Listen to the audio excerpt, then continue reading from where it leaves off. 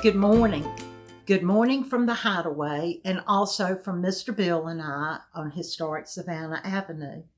Today we're going to talk about an architect who built covered bridges in Georgia. The story of Watson Mill Bridge, right outside of Athens, Georgia, really begins in 1829 with a slave sale in South Carolina. John Goodwin was a wealthy contractor from the Sherrall district on the PD River. When one of his neighbors died and the estate was liquidated, Goodwin bought Horace King, his mother Susan, and his siblings. Horace was 22 years old and of mixed ancestry, being African European on his father's side and African Catawba Indian on his mother's. The young man was not only able-bodied, but a quick study in the science of engineering, especially in lattice truss bridge construction. By 1832, when Goodwin won a contract with the new town of Columbus, Georgia, to build a 400-foot bridge across the Chattahoochee River, King had become an integral part of the Goodwin Bridge Company. John Goodwin and his slave, Horace King, moved to Girard, Alabama, across the river from Columbus. After successfully completing the project, they began to win contracts all over these parts of Georgia and Alabama. This was then considered the Southwest frontier. River villages were growing into towns, and all wanted crossings that were more expedient than ferries. By the 1840s, the reputation of the Godwin Bridge Company attracted the attention of wealthy planter and lawyer named Robert Jemison Jr.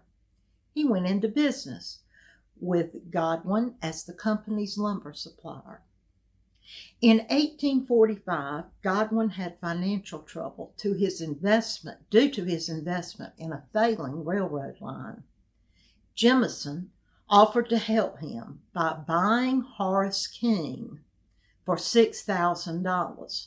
Today, that would be approximately $200,000. Some accounts say that Horace King, who had been allowed to keep his contracting income, bought his own freedom from Godwin. However, freeing one slave had been made very difficult with complex laws. We know that Godwin moved to Ohio with Horace King and freed him under Ohio's state law.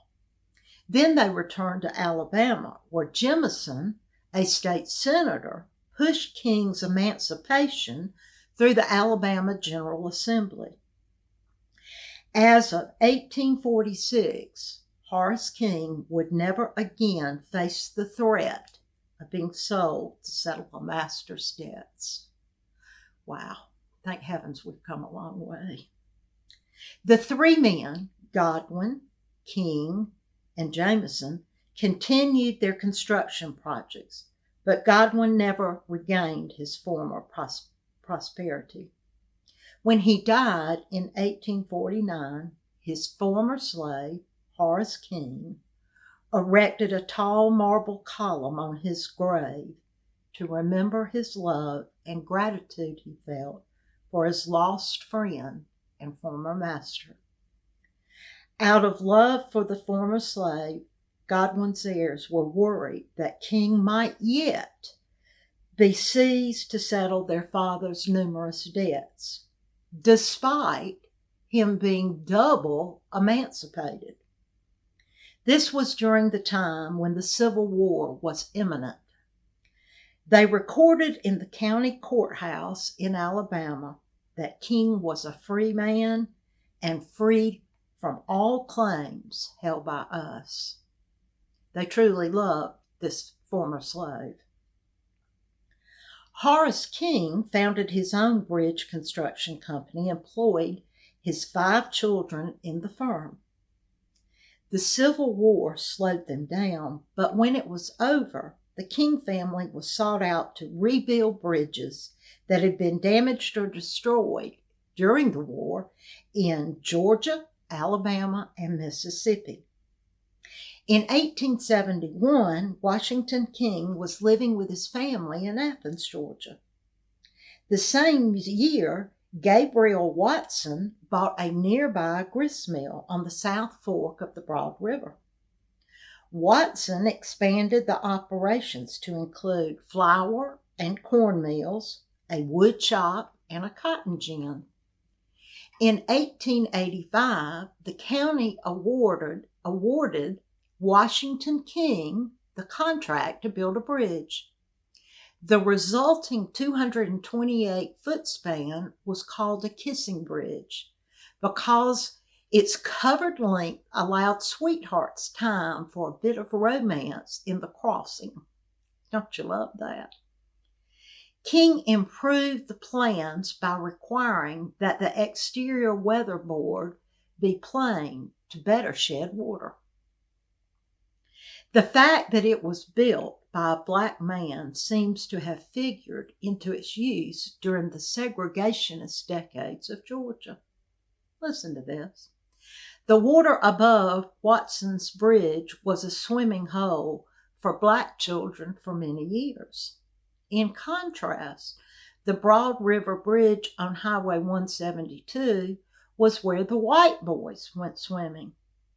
In 1964, the bridge became notorious when the Athens Ku Klux Klan had a very bad riot there.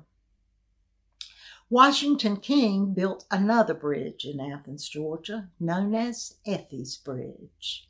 If you went to Georgia like I did, you know who Effie was. It connected College Street and downtown Athens with the outlying farms in Clark County. It crosses the Oconee River and was right next to the infamous brothel run by Effie Matthews. For 50 years, Effie's met Athens' demand for all things lewd. Effie's operated until 1974. In 1964, the bridge was sold to the Stone Mountain Memorial Association for $1.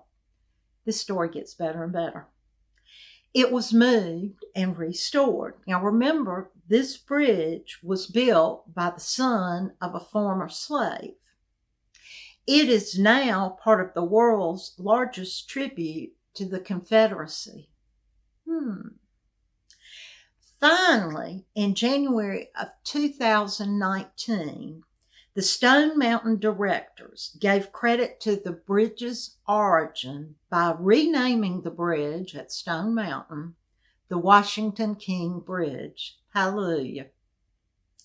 Watson Mill Bridge still stands on its original site, connecting Madison and Oglethorpe counties.